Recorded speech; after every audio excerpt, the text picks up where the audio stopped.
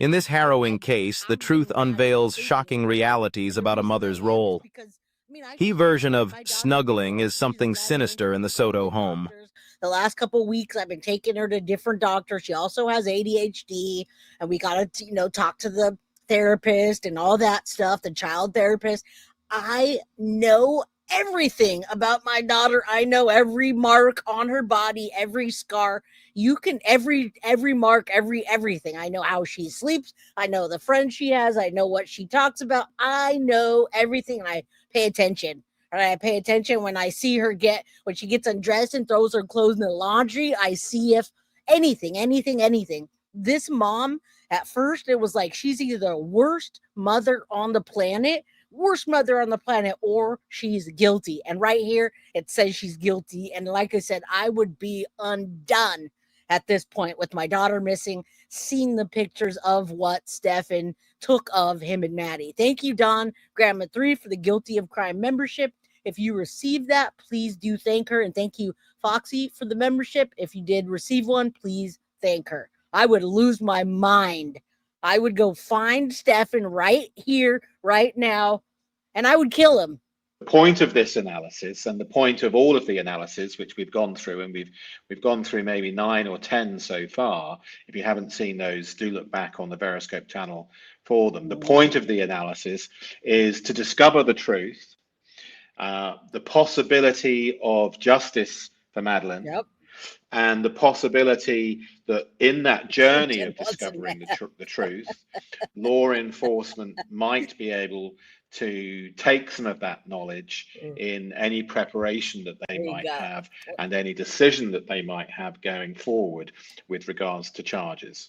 We know that now. We know he's a piece of shit now. But you didn't know that then. I didn't. Then you offered a guy who the police suspected of kidnapping, abducting, assisting in the disappearance.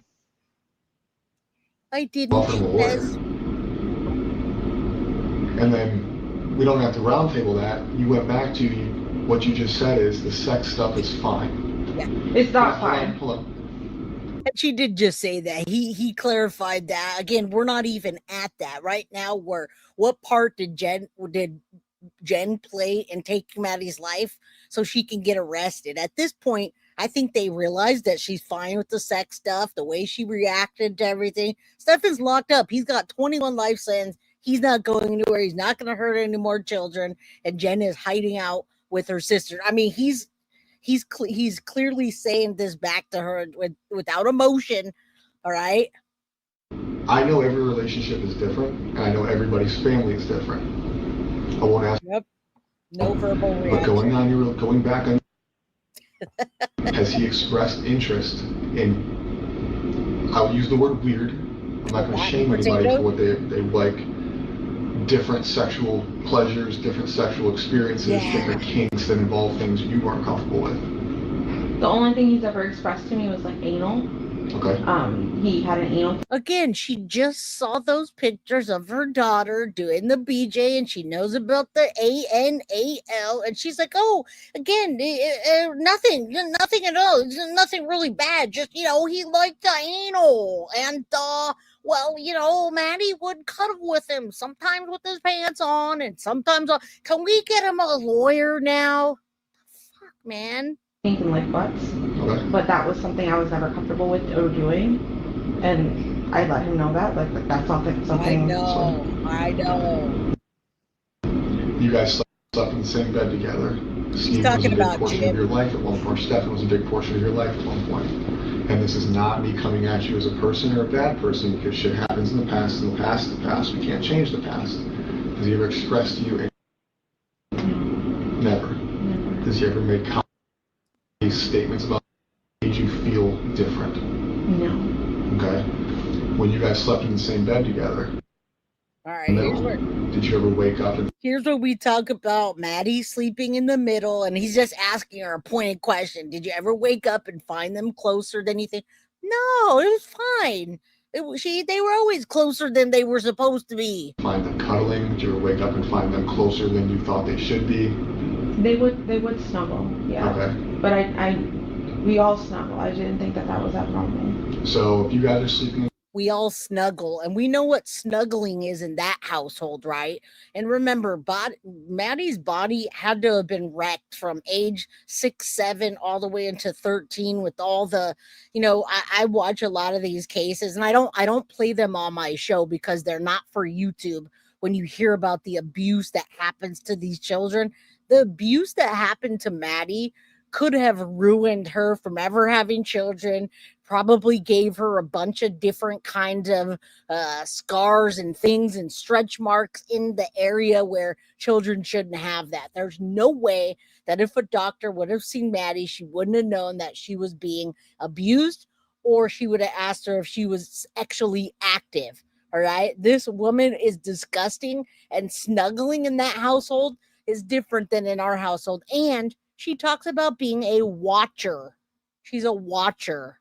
In the same bed, she's in the center. We've woken up and they're snuggling. They're under the same blanket. They're not under the same blanket. No. But just like she's got her own blanket. Spooning for what? What is snuggling to you? Because to me, snuggling, spooning. Big spoon, little spoon. Okay, that's a good question. Ideally, when we're looking at statement analysis and forensic linguistics, we attempt to make the questions clean questions. In other words, we don't contaminate using language or influence the answer. So asking her, what does snuggling mean to you, is an excellent question. We'll notice that Jenn avoids some of the questions, which is a deceptive marker. We'll be going through the analysis momentarily.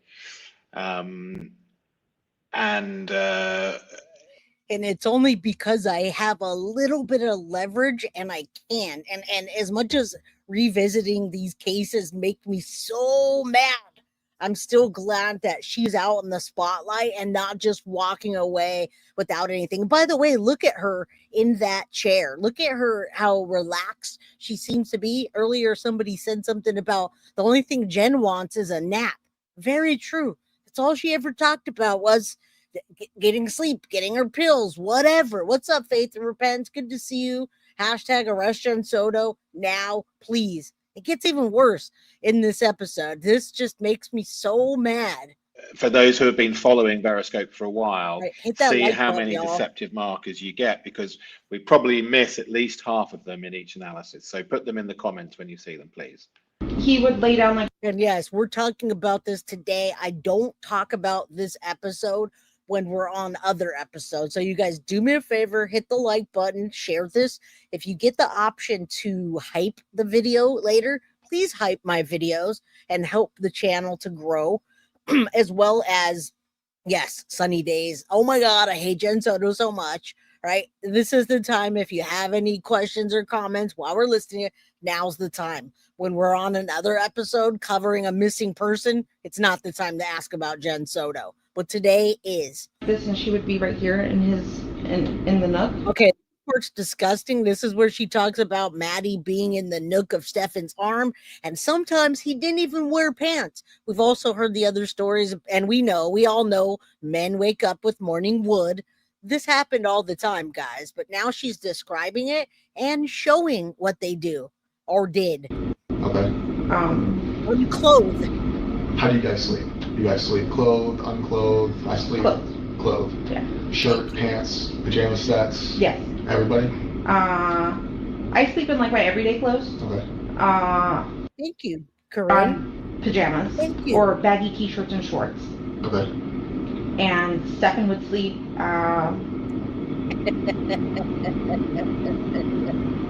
with his t-shirt or boxers, sometimes with his pants on. She's talking about it like you guys just asked me, how's the weather in California, Jay?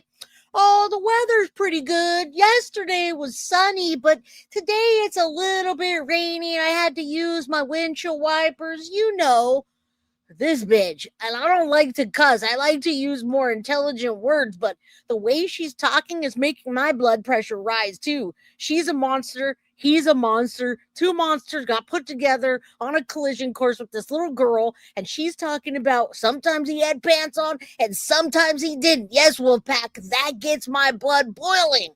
And the way she's talking about it, What in the hell?